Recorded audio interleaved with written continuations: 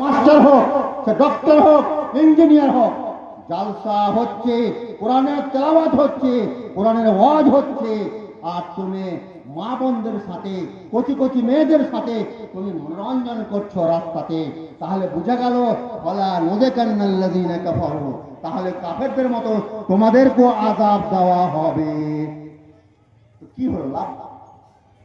ওরা ছিল কাফের হিন্দু, তারাকে আল্লাহ জাহান্নাম দেবে, আর আমরা মুসলমান হয়ে যদি মাদ্রাসা খোলার পরে জাহান্নাম যেতে হয়, তার মতো লজ্জার কথা আর কিছু হতে পারে না।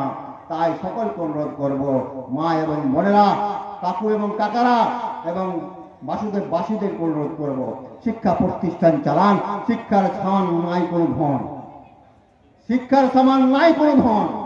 বিশ্বনবী জনাবে মুহাম্মদ রাসূলুল্লাহ সাল্লাল্লাহু আলাইহি ওয়াসাল্লাম যখন মক্কা নগরে ছিলেন, নবুয়াত পেতে চললেন, প্রথম যে শব্দটা অবতীর্ণ হয়েছিল পৃথিবীর মাঝে আল্লাহর পক্ষ থেকে, তার নাম ছিল ইকরা। ইসলামের প্রথম শব্দর নাম কি? ইকরা, মানে পড়ো।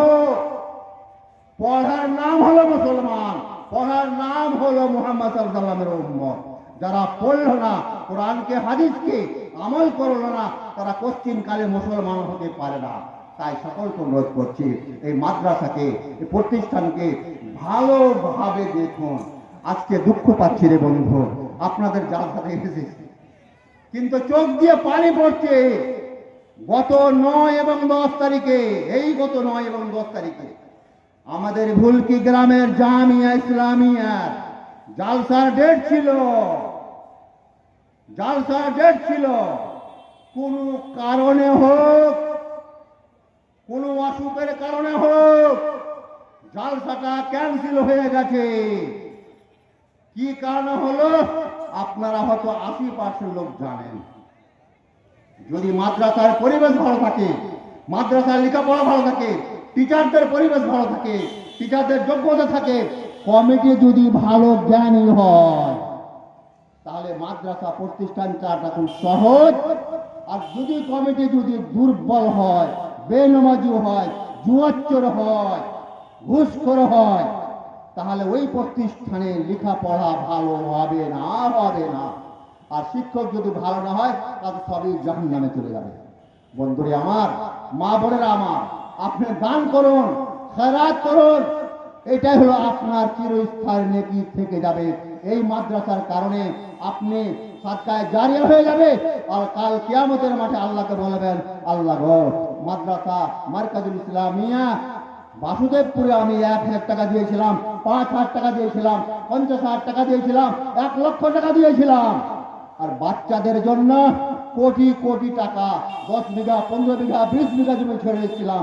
আপনার ওটা কাজে আসবে না যদি আপনি 1 বিঘা, 1,000, 1 লক্ষ টাকা দিয়ে যান। কাল কিয়ামতের মাঠে আপনি আল্লাহ পাক রব্বুল ইজ্জতের কাছে দাঁড়িয়ে বলতে পারবেন, আমি আপনার মাদ্রাসায় দান করে এসেছি, আপনার কোরআন হেফাজতের দান করে এসেছি। আল্লাহ আমাদেরকে তৌফিক দেখ। আপনাদেরকে বারবার অনুরোধ করছি, আপনারা যে যেখানে আছেন তাড়াতাড়ি প্যান্ডেলে নিয়ে চলে আসুন। আমরা হলাম সাধারণ মানুষ, সাধারণ মৌলবি, সামান্য একটা কথা বললাম।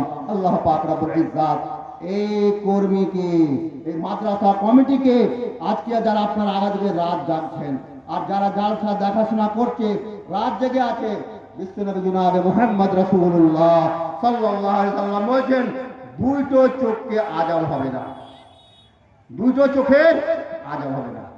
একটা চোখ যারা গভীর রাত্রে তাহাজ্জুদে অঝার মাহেলে কেনে যাচ্ছে, আল্লাহকে তুমি মাফ করো, আল্লাহ, আল্লাহকে তুমি আমার মাকে মাফ করো, বাবাকে ক্ষমা করো, আমার গুনাহ মাফ করো আল্লাহ, চোখ দিয়ে অঝার পানি পড়ে যাচ্ছে, এই চোখ কোনোদিন জাহান্নামে যাবে না। দ্বিতীয় হলো এই রিবাতুল খায়র, যারা ইসলামিক কালচারের জন্য, ইসলামিক প্রচারের জন্য, জালসার জন্য যারা সারা রাত জেগে আছেন, দেখাশোনা করছেন যেন কোনো রকমের গন্ডগোল না হয়, সারা রাত জেগে থাকবেন, এই লোকেরও আযাব কাল কিয়ামতের মাঠে হবে না, এবং এরা জাহান্নামে যাবে না যদি এরা সত্যিকারী মুসলমান এবং মুমিন হয়। তাহলে আল্লাহ পাক রব্বুল ইজ্জত আমাদের সকলকে ভালো কাজ করার তৌফিক দিন। আল্লাহুম্মা আমিন। আসসালামু আলাইকুম ওয়া রাহমাতুল্লাহি ওয়া বারাকাতুহু।